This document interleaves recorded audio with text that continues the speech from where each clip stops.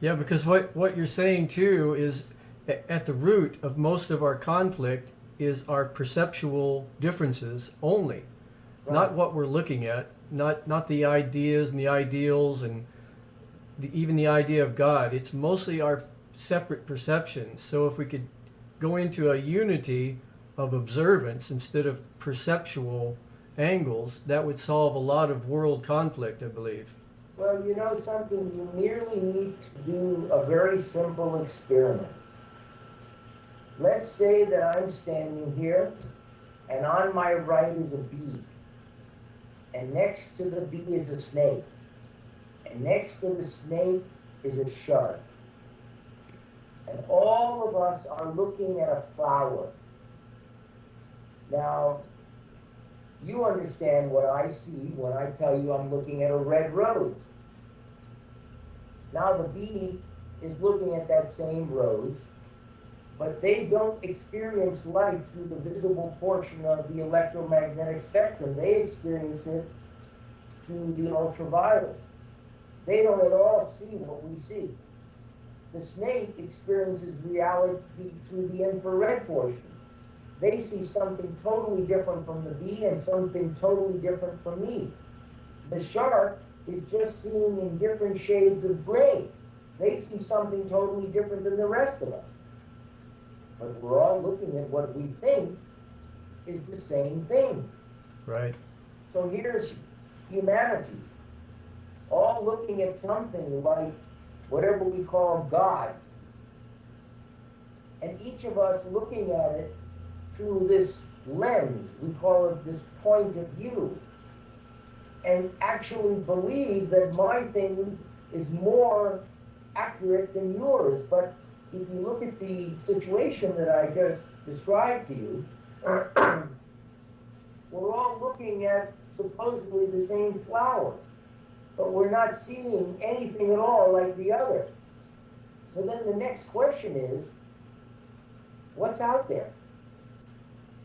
Is it really a flower? Or is it the energy that comprises what our perceptual mechanism causes us to create in that form that we call a flower?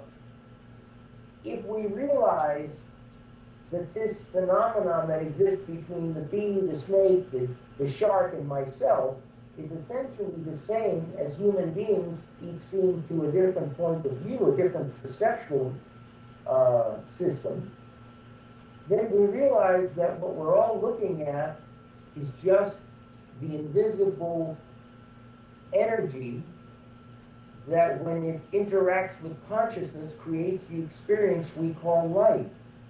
But what we're seeing has nothing to do with what's real. It's Right. only what's real to us. Once we begin to recognize the truth of that, and that's quite verifiable, then you begin to dismantle this idea that my view of reality is correct, rather than realizing that my view of reality may be different than yours, because we're looking through different eyes, but neither one is correct. They're just different views. There's no way we see the whole elephant. So Jacob, a lot of people are going to be watching this on things like YouTube also, and a lot of those people are young people, and they've been sort of indoctrinated into a soundbite thing. So, and there seems to be an epidemic of vision impairment, even in young people. Right. What would you say to that generation that's sort of dependent on short sound bites that would be concise enough to catch their attention and have them take action? A few very simple things. Spend time without your glasses on in a safe environment, and notice the feelings that arise when you remove your glasses. Because the feelings that arise when you remove your glasses are very similar to the feelings you had before the very first time you got glasses. They are, in fact, the emotional things that were going on that cause vision in some way to close down. Where part of you said, gee, that's a hard thing for me to look at. That's number one. Number two, they might consider the use of this iPort vision training system that I developed. I'm not interested in selling iPort, so let me just make it clear that this is not a marketing thing. But I want to share with you what this is. This is a FDA cleared, clinically proven device with scientific studies that significantly improves overall visual performance. What do I mean by that? Attention, reading efficiency, reading comprehension, how fast, how accurately, and how appropriately you respond to things. Many people respond that they can see clearer. We have no studies about that. We make no claims about that. But after 20,000 in use and more than 1,000 doctors recommending it to their patients, I'm just sharing the feedback that we get. What's the value of the device? It allows you to experience how to begin to see without effort. When that happens, some of these other realms that I mentioned begin to open. As the system becomes more flexible, just in a state of flow, rather than in a state of looking at life through its point of view, then a person's maximum potential becomes available, because we're supposed to see life as a whole, not through a hole. With effort, we look at life through a hole, through a very limited lens, if you will. Vision is much more than meets the eye. This is why when people say, I see, it doesn't mean I see the eye chart, it means I understand. A visionary is a visionary because their ability to see what is not visible to others. All of this, these are all different steps that come from a basic allowance of vision to function without effort. So the iPort allows the user a way of experiencing this that over time, and it doesn't take much time, can improve visual performance very significantly. Well, I can tell you this, Dara and I, we ordered the iPort. She's been using it for 3 weeks now, and already she doesn't need her reading glasses. And I think that's a substantial improvement. You know, as I said, we've not done studies on this, so we don't make claims. Most of what you see on the web, unfortunately, are promises that have to do with marketing something. Right. My dream from the beginning was very clearly this. I had a vision, I had an experience 35 years ago. I wanted to see if I could make that available to the everyday person without having to spend thousands of dollars. So I had a vision, I invented a product, we patented the product, we have 4 peer-reviewed published studies, which means that they have gone through the peer review process, which is the most stringent process, to be published. It's the only device that's gone through the FDA and been cleared by the FDA as a medical device directly available to the public, over the counter, if you will. For me, it was important to have an evidence-based product, something that had real science behind it, so people could have confidence in its use. So, yeah, and I can verify the fact that it seems to work very well, at least in our case.